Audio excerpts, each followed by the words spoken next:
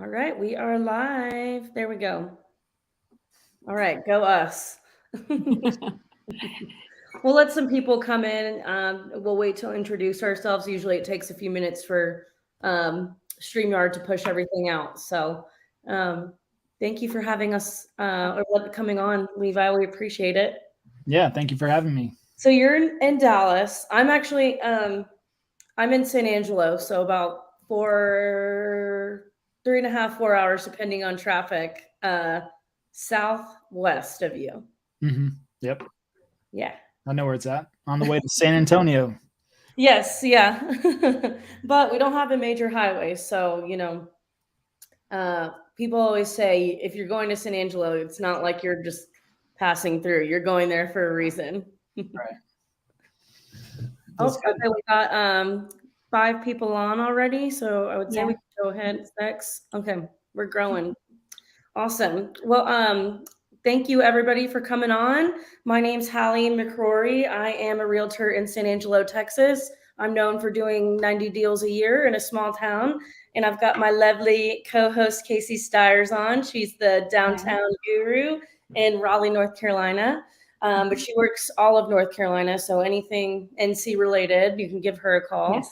And we've got the famous influencer, social media expert, passiveprospecting.com, Levi Lascsak out of Dallas, Texas on today. Oh, and we've got Rocky here too.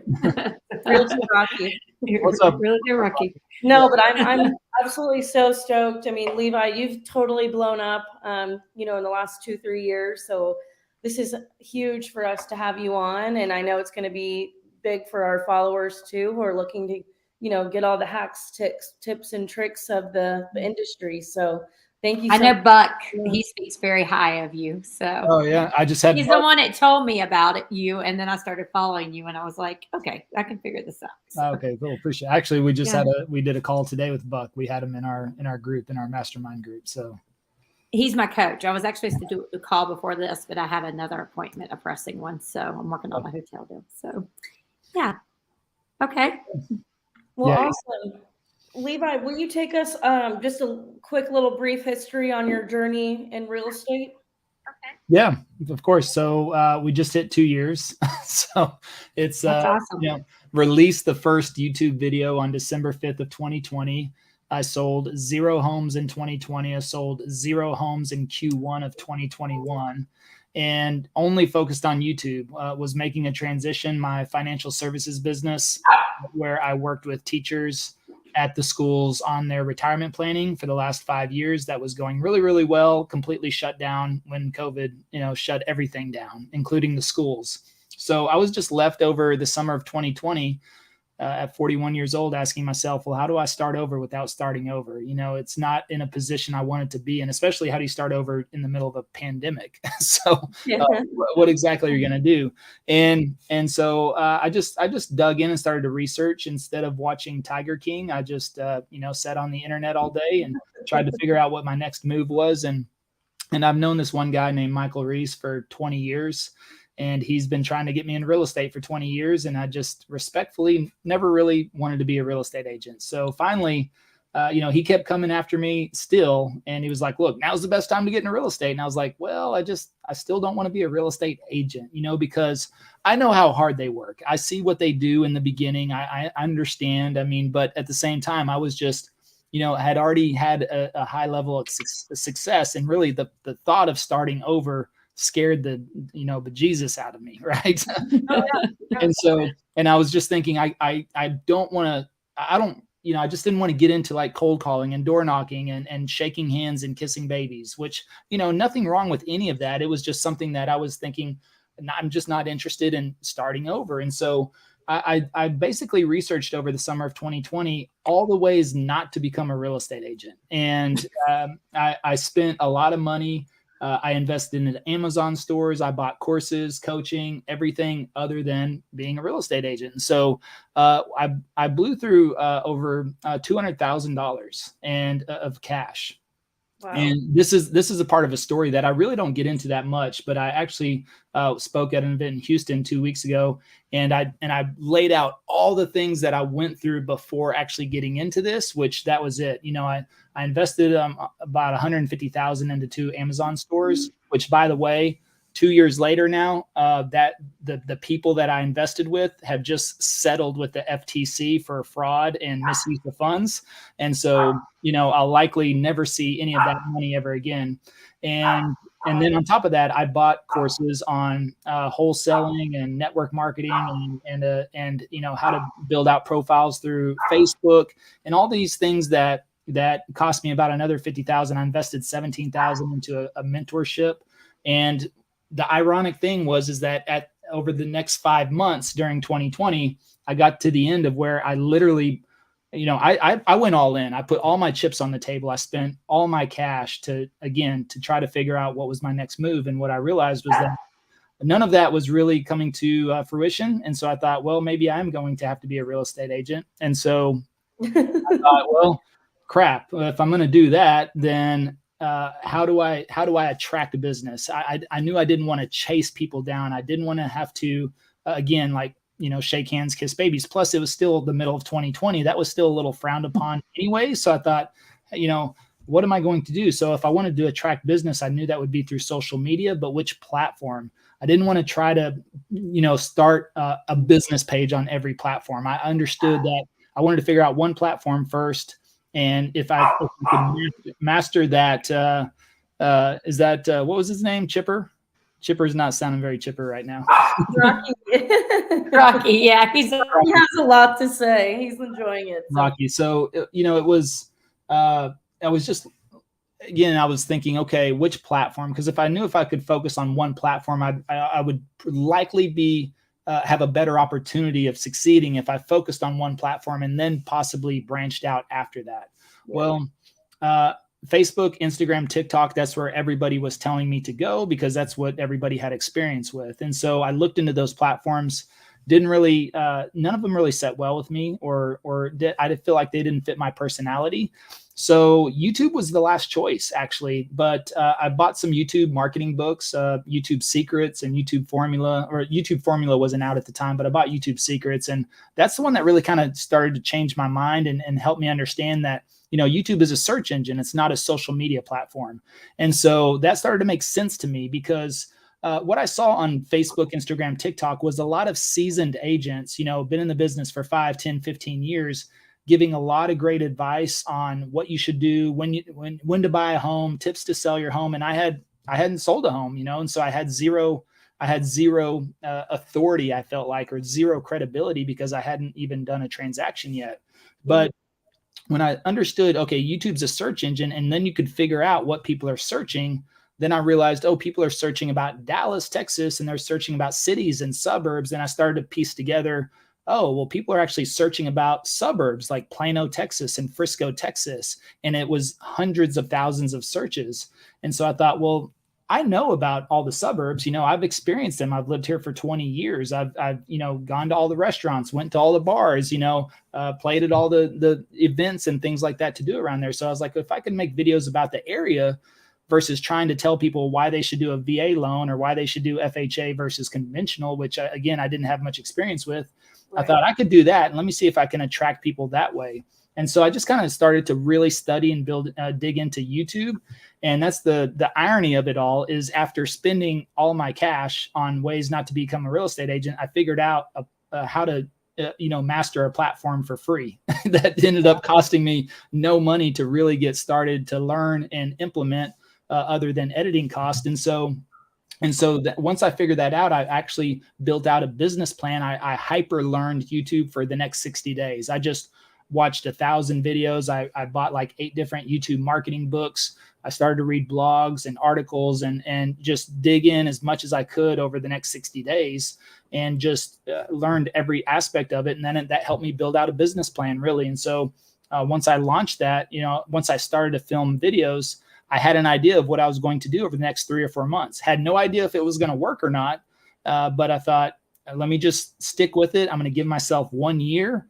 And no matter what happens, just stick with it for 1 year. And I got the first deal under contract, in about 90 days. And once that happened, we closed the first 2 transactions in April of 2021.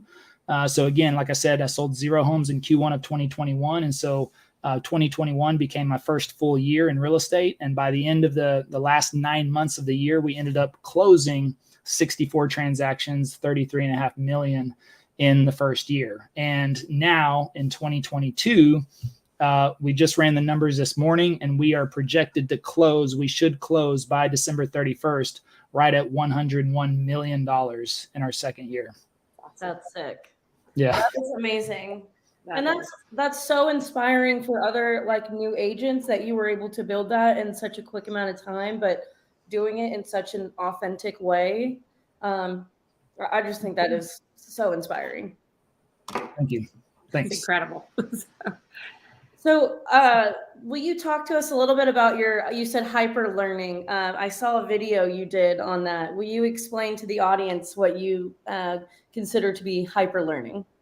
Yeah, I think whatever you want to do, whatever it is you want to accomplish, you can do that in this day and age. I mean, the information is out there. So if you want to be the best postcard marketer on the planet, guess what? There's books on that. There's YouTube videos. There's coaches. There's trainers. There's conferences just on, print materials, copywriting, things like that. So the information is out there. I think you have to be obsessive, for a period of time, at least. I'm not saying,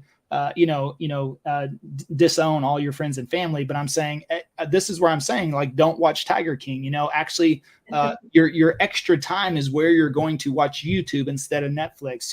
On the weekends, it's all right. Maybe you have to give up a couple of weekends because that's your quiet time, or there's no appointments that day, and so therefore you can spend 6 or 7 hours learning about whatever it is you want to do. Because the thing is people do not take time to really dig into something, regardless of what it is. People that typically get started on Facebook, Instagram, TikTok, even YouTube, they get started. Now there's an advantage of just getting started, but at the same time, if you just get started and just kind of do things and just tiptoe around it, I don't believe you'll truly ever understand it or master it. You have to dig in. You have to understand the back end of these platforms, especially, but it's the same thing with postcard marketing. I bet most agents that have adopted postcards probably just copied or modeled somebody else what they were doing, and they didn't really put a lot of thought or effort or energy or time into it. And they're like, oh, well, that works for this guy.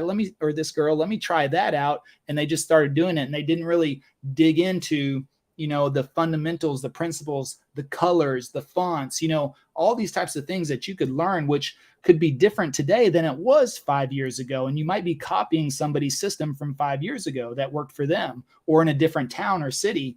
And so, like I said, if you buy 5 to 8 books, actually, I was talking about this to somebody on a Zoom the other day, and I pulled up Amazon and I was like, Fizbos, when I put in Fizbos in Amazon, and I pulled up 15 different books on Fizbos.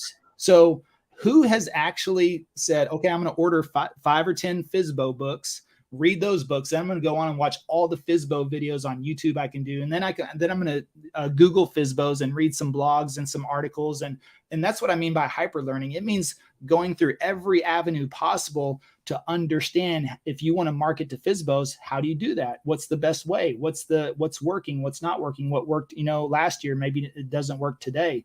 And so you just go all in. And I think if you focus that effort over 60 days, you'll know more than 99.9% of agents out there on that subject matter. And even probably some of them that are good at it right now. But the thing is that, I hear a lot of stories of, well, I got successful on Instagram or with postcards after 2, 3, or 4 years. And that's usually because, they didn't take the time initially. They started doing it, which is great, but they kept doing it and stayed consistent, but it took them a lot longer to figure it out because they just kind of did it and went through the motions. So I'm saying, when you hyper learn, you're going all in. You're just studying every aspect of it as fast as possible over 60 days, actually building out a business plan even if that's for a social platform, you know, because if you treat these platforms like a hobby, they'll pay you like a hobby. But if you treat them like a business, they'll pay you like a business. And so therefore, I understood before I started onto YouTube, I understood how many videos am I going to make? What are they going to be about? What are my topics? What suburbs? When am I going to publish? How often am I going to publish? I mean, I had all of that structured out so that whenever I started, I wasn't guessing what I was doing for the next 90, 120 days. I already had the whole plan laid out in front of me. The only question was, is it going to work or not? You know, and so I didn't just make one video, publish it, and then I was like, well, I wonder what I'm going to do this week, or I'm not really motivated this week. I don't know if I'm not going to make a video. I'll do it next week, you know, and then that inconsistency starts to happen. And then that kills people's momentum. It kills anything that they try to start quicker than anything, because they start to compromise themselves because they don't know where to go or what direction to head in, versus, you know, hey, let me actually study this, understand it, write out a business plan, and then take off and go from there. And so for me, instead of getting into real estate and then trying to figure it out,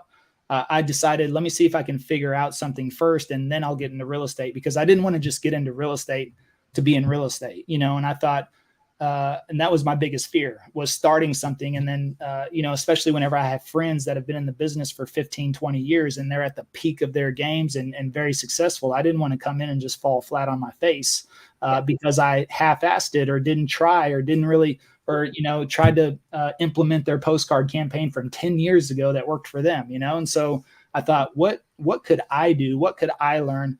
What could I implement? And, you know, is there a way that I can do that and actually see a path forward? So hyper learning is really focusing all your efforts and energy over 60 days to understand the ins and outs of everything. And because of the amount of information out there, you can do that on whatever it is you want to accomplish. Mm-hmm. And so I think you just have to have that focus and be a little bit obsessive and do that over 60 days. And then that allows you some breathing room to, once you start to hit that momentum and start to get in the motions, then you know, then you can see your friends and family again and hang out with them. Yes. Yeah. Well, you can have a life again. Like the 60-day time period, because then it's like, okay, that's my time frame, and once I hit that 60 days, it's time to execute. Because I feel like a lot of people, if they did get into that, they could get in that paralysis analysis mode where they're like, well, I could still research this. I could still learn more on this. But at some point you need to execute. And so when you say you were really focused in on it, were you making sure to like block time for it? Obviously you were cutting out, you know, extracurricular activities and, you know, watching TV, stuff like that. Was it something that you time blocked into your calendar every day to make sure that you did it? Probably not so much then, because I had a little bit more time, because I didn't have a business at the time. Right. So it was just kind of like, you know, I would spend all day just looking at stuff, and it wasn't, you know, at first it wasn't just, like I said, YouTube is once I got onto that, I just focused on it. But now I would say yes, I do time block for everything. I mean, my calendar actually controls my life. So, you know, but I have to block for content research and content creation each week, you know, for me. And so that's the thing, is that it's a part of my schedule now, and it's a non-negotiable, because that is what's generated all this business in the first place. So if I start to compromise now on creating content or making videos or doing that research, what got me here in the first place, I'm gonna miss out. And so that's the other thing. I think a lot of people really run into that trap, is they get busy, which we all do, and then they start to compromise on things like content, and they go, okay, well, I got to do this other stuff first, you know. And the reality is that, you know, don't lose sight of what got you the business in the first place. And so if you're a cold caller, now the thing is you're a cold caller, guess what you got to do? You've got to cold call every day, you know, for those 1 or 2 hours, whatever it is. And people know that, and they've been consistent on that for 5, 10, 15 years. What I love about video compounds your time. So it may only take me 30 minutes to make a video, but it's going to return me so much more in the future because I use the example that one video took me 30 minutes to make. It's been watched over 10,000 hours. And more than that now, but it's been watched over 10,000 hours. So a 30-minute investment of my time has given me back 10,000 hours, which is about 1.2 years. So just that 30-minute investment has given me 1.2 years worth of prospecting from one video. So Right. that's the power of just taking 30 minutes to make a video versus 30 minutes to cold call. So if anybody's cold calling and they want to get out of that, I would say, and you're doing that for 2 hours a day, cut it down to an hour and a half, spend the other 30 minutes to make a video. And the next thing you know, within, 3 months or so, you'll probably be done with cold calling forever, because the videos will start to compound and work for you. And then that way it's prospecting. That's the whole concept of passive prospecting. Yes, we have to talk to people and prospect, but which way do you want to do it? I just choose to have a conversation with the camera one time, and that video scales for me. It compounds for me. If you have a conversation on the phone with somebody, that's not scalable. Even if you have a team of 10 inside sales agents, they cannot beat one of my videos, because my video is working 24/7. And not only is it working 24/7, it can be seen by 10, 20, 30, 40, 100, 1,000 people at one time during the same minute. A video can be viewed by 1,000 people in the same minute, but a cold caller or an ISA can only make one phone call at one time. And as soon as they hang up, it's done. Lead generation is over for the time period. So it's about leverage is what it comes down to. Yeah. Mhm. Love it. Yep. We had And a consistency. Yes, that too, for sure. We had a question come in. What kind of content research? Yeah, I mean, I think very easily search all your suburbs, neighborhoods, and you rank them by volume. What is the most searched suburb in your area? What's the most searched neighborhood in your area? What's the most searched community in your area? And that's where you start. And so, for me, Frisco seems like a much more popular neighborhood in Dallas, but Plano had more search volume. Why that is, I don't know. But whenever Plano gets a couple of 100,000 more searches than Frisco, guess where I started to make videos about first? I'm going to start making videos about Plano first. And so just understanding those things can completely change, the growth rate of your business. Because if you're like, well, I want to talk about Forney, Texas all day long, and it's got 5,000 searches per month, and Frisco has 650,000 searches per month, but I want to talk. It's about putting yourself in front of the eyeballs, the people that are already there, versus about what I want to do. I'm thinking about my client, the community, the person I'm trying to serve first, putting their needs in front of my own. And so saying, okay, well, if all the eyeballs are over here, I'm going to make content about that first. I mean, yes, can I make videos about Forney? Sure, but it's not high on my priority list. So understanding where the eyeballs in your neighborhoods and suburbs and areas are first, and going in that direction. So I get the idea on that, where you make content about your local market. So like the people who are going to work with you are more likely to find you when they're searching about that, versus, they're not going to be probably searching about just real estate in general.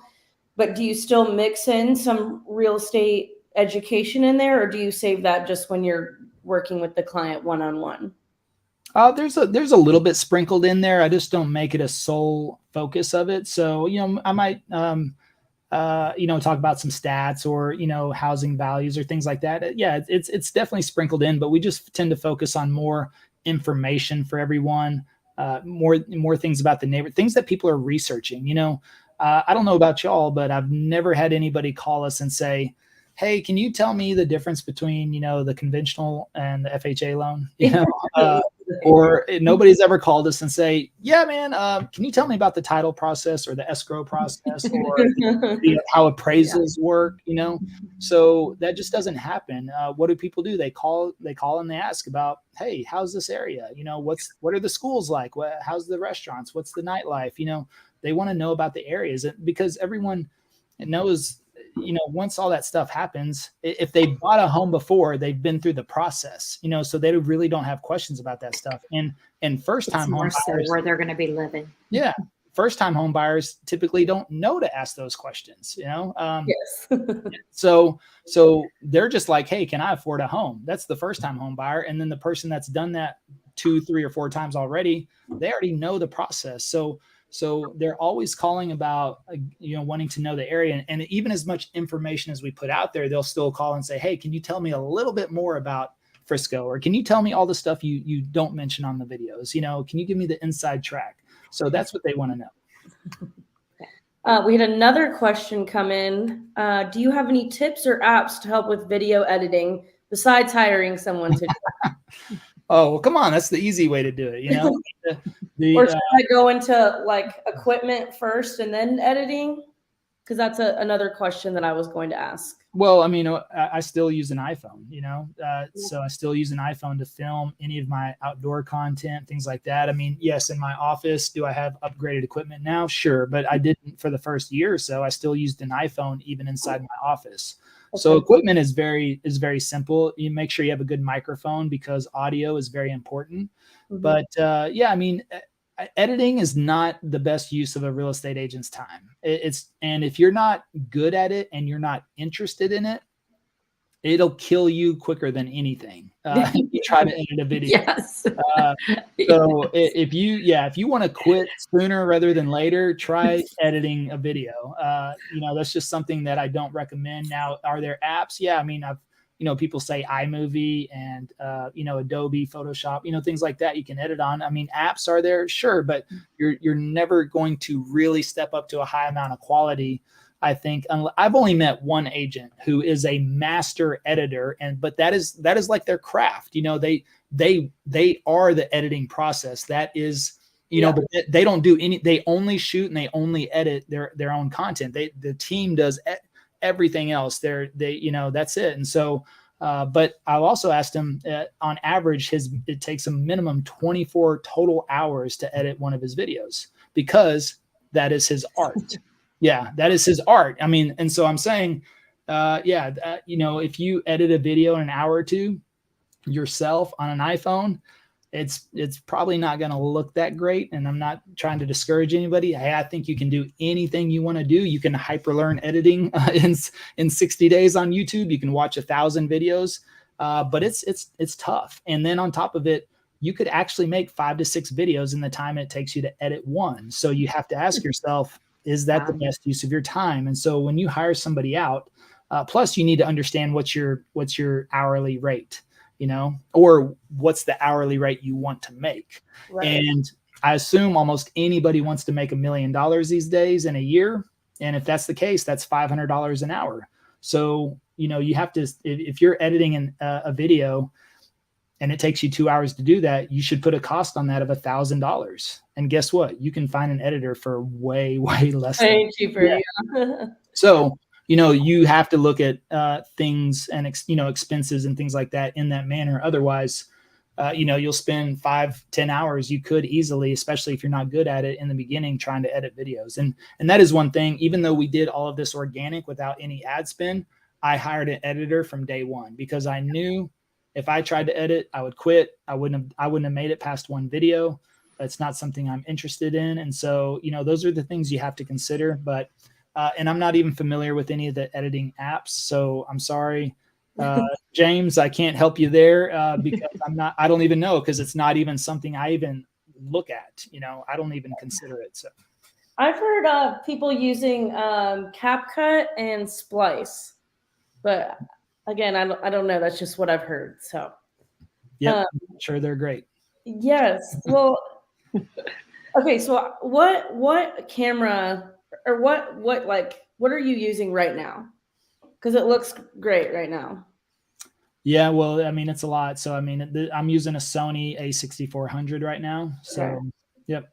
Okay. But again, you can, like I said, still use an iPhone. Yeah, I was just curious because the quality still looks really good right now, even live. Yeah, it's good. So do you do a mix of obviously you're doing long form, that's where the evergreen content really comes into play, where people can search it. What about shorts? Are you putting in effort to shorts, or is that just something that you're producing for like maybe taking little snapshots from your long form videos and then, using that for other social medias and then just throwing them up on YouTube as well? Or do you have like a firm strategy around like long versus short form, or I guess the shorts on YouTube? Yeah, I mean, we'll have a strategy for everything. So I always do everything intentionally and with the plan in place first, and and then go from there. So I experimented with shorts last year for almost 30 days. I didn't initially like what I saw back then, but recently YouTube just did a massive update on shorts and made them a lot more user friendly and also searchable. Before they weren't searchable, and that's the whole point, in my opinion, on YouTube, is to be a part of the search algorithm. So what I noticed was that all the shorts I posted last year resurfaced, and in totality, like last month, I got 5,000 views just from the shorts, because now they're resurfacing in search, and they're actually searchable. So that's a utility aspect. So we just went through another experiment over the last 30 days with shorts, because once that whole change happened, I thought, okay, let me try again. Let me see what we can do. So for me, the jury's still out. I'm not a big fan. Actually, I just had a meeting today with the team, and I said, look, let's cut off shorts for right now, because I posted again for the last 30 days or so. I'm going to sit and wait and look at the data and the analytics and try to understand a little bit more first. But you can now cut from your long form videos, and that's an easy way to produce shorts, or you can just film shorts individually on their own. But again, that's going to take additional work on top of what you're doing now. So I would always build a baseline first of long form content. I mean, that's what YouTube is really for. Long form content converts the best, and it builds more of a relationship. People get to know you better. So I would focus on that. And then, if you want to adopt shorts later, or it's really up to you. If you want to try it at the same time, it will probably get you some additional views and subscribers. They tend to have a little mini virality aspect to them. So, that typically will get people excited. And then, but you don't want to lose focus on the long form content. So really, I would just recommend focusing on the long form content first. And maybe, 3-6 months down the road, you test some stuff out with shorts. But I think you need a good baseline first. Yeah, that makes sense. Casey, did you have any questions right now? No, you're answering all of them. Okay. So made a couple just little points. I just need an editor, so that's what I need, because that's the part I want to throw. I call Buck every week. That's my big thing. We spend the first few minutes figuring out my videos I've put together. I send them to him, and it just makes me want to throw my phone through the window. I hate editing. We have an editing agency. I was just about to say, yeah. Well, if you go about it. Yeah, so that's what we focus on. Because of course we help people with YouTube every single day, and then they would get stuck.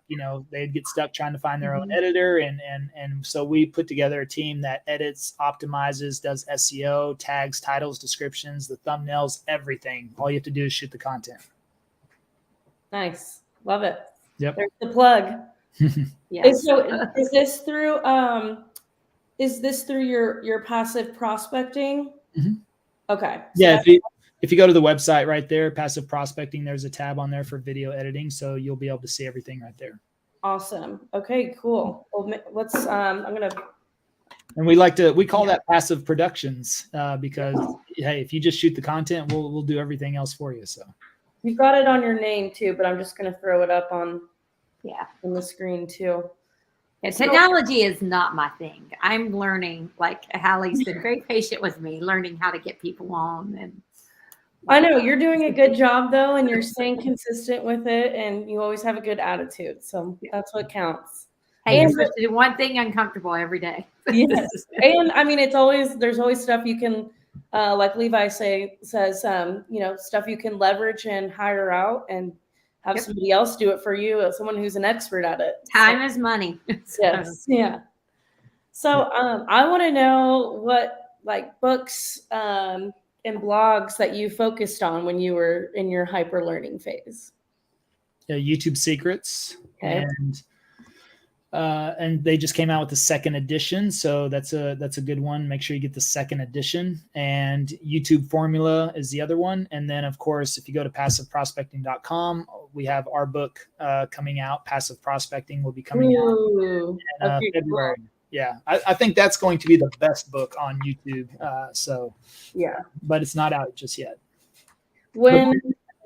Do you have a release date yet, or is that still in the works? Not official, but we have a publisher. We're working with them, so there's just a lot. Everything's done except for the logistics and all the back end stuff, which they said literally takes 60 to 90 days. So we expect probably February timeframe.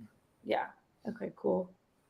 So do you see yourself sticking with real estate in the future, or do you plan to, take this whole agency aspect on a new level and focus more on that?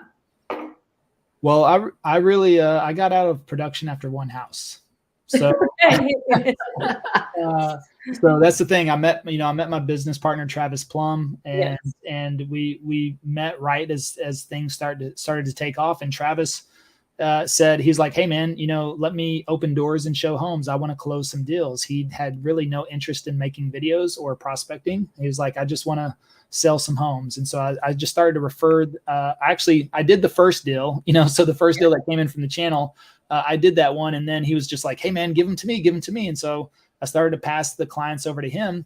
And there wasn't a lot in the beginning. Like I said, 2 the first month, then we closed 3 the next month, then it went to 5 and then 7, and he could handle those. So he kept saying, give them to me. And so I was like, okay. So I just kind of just naturally, it wasn't my plan. I had full intention to do everything because I didn't have a partner in the beginning when I started. So I was planning, okay, I'm going to be in production and do this. But when Travis came along, then he started to take everything. And then so it wasn't intentional at that time. It just happened that after I did the first house, he started taking over from there. And then once he got too busy, then I was like, well, shoot, we're just going to bring on a buyer's agent instead of me get into production. It didn't seem to make sense because then all of a sudden everybody was just fine. People were calling in asking for me, but they were happy to work with Travis. And then when we brought on the first buyer's agent, they were happy to work. They were just happy to be associated with the team from the channel. So right. I realized quickly that I was like, well, shoot, it has nothing to do with me other than just making videos. If I can not get into production, why, And so I got out of production after one house. So sorry, but that might be for somebody, coming on here. And even James just said, that sounds just like me. Where can I find a Travis? Yeah. So was Travis. James, you had me. Yeah, I was about to say. That's what I'm doing, James. That's what I'm trying to get you to do.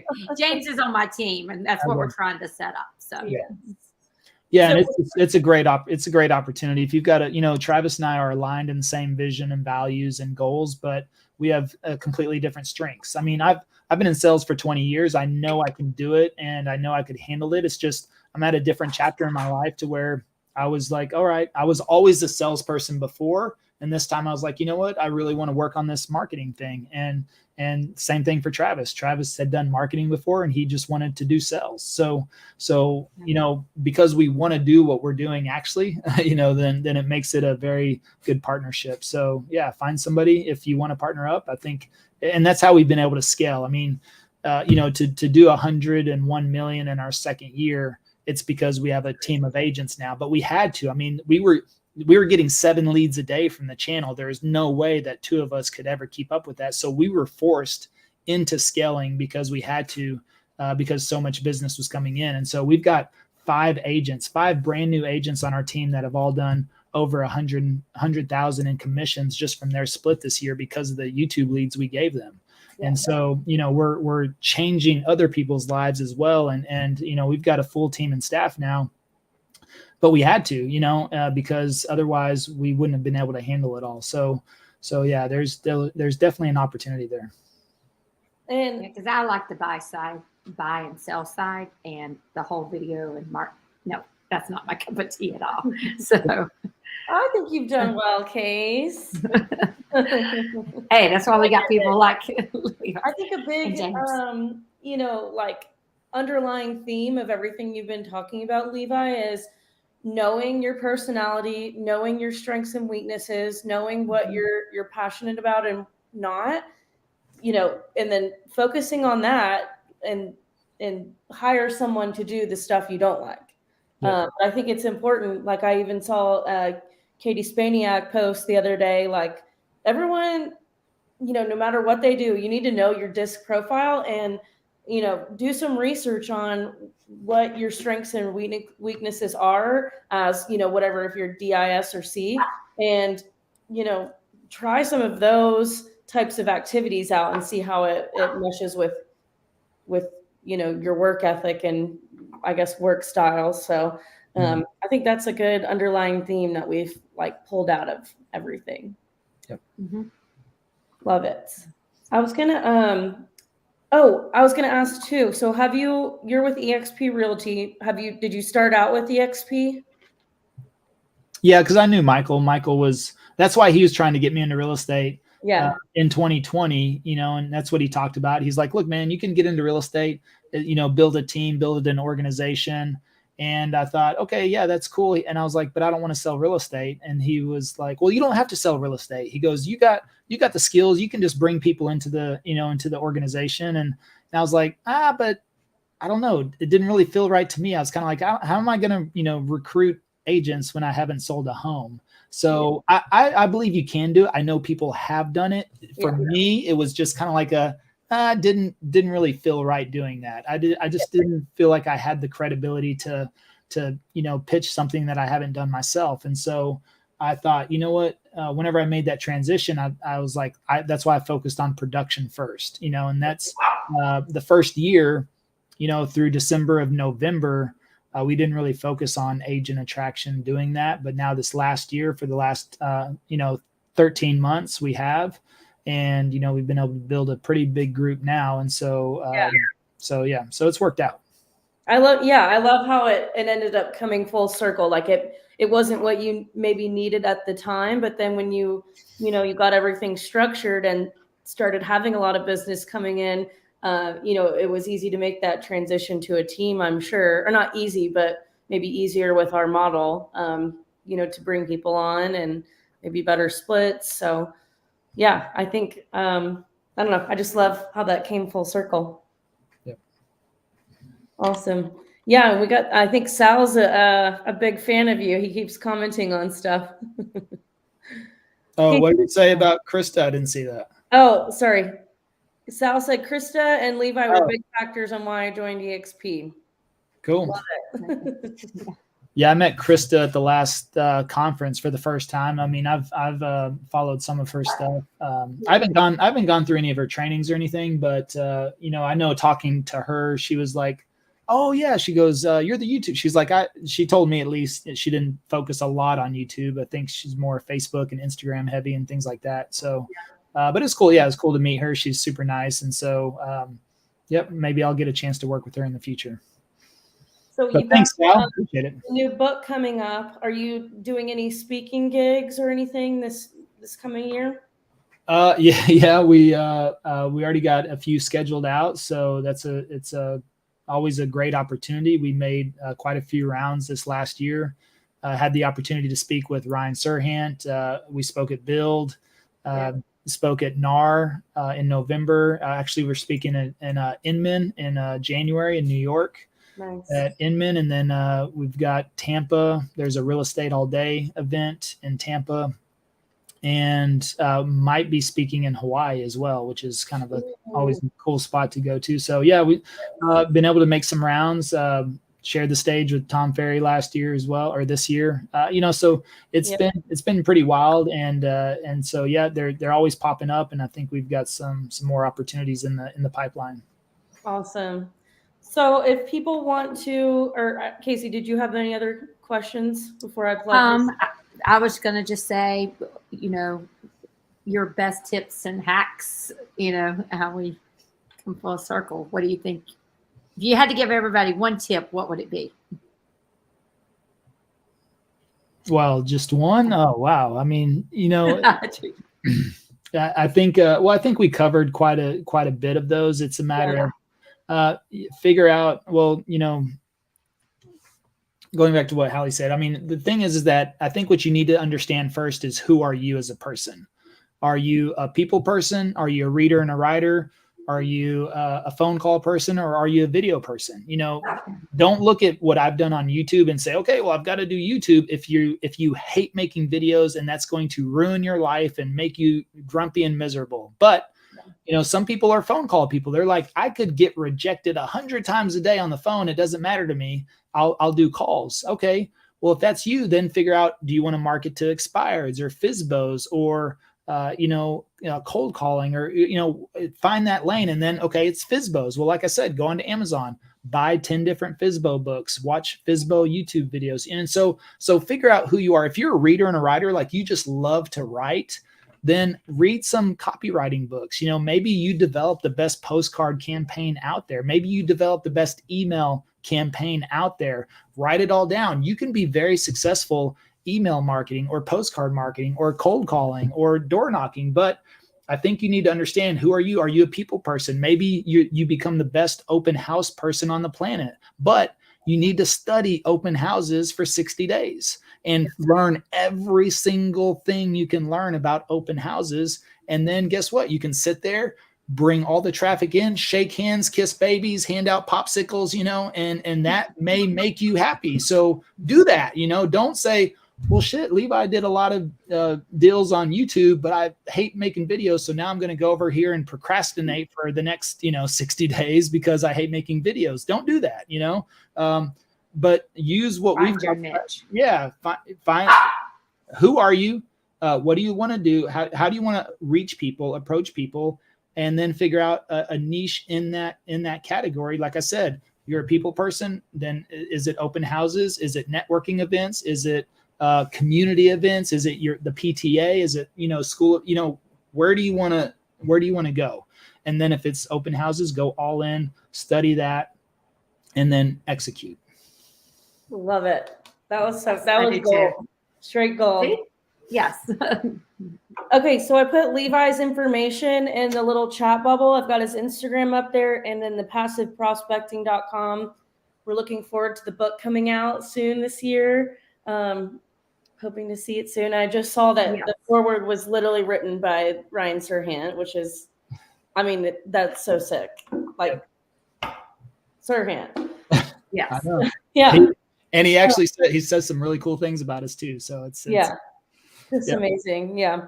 Well, I just want to thank you so much for your time coming on. I know you're a busy guy, but love having another Texas person on here and another EXP person. So, guys, if you want to connect with any of us, I've got all of our links in the link tree that we've got posted. And then again, Levi's information is in the chat bubble. So yeah, and this is our final show for 2022. We've got some absolute rock stars coming in 2023. Hopefully we can have Levi on again after his book comes out.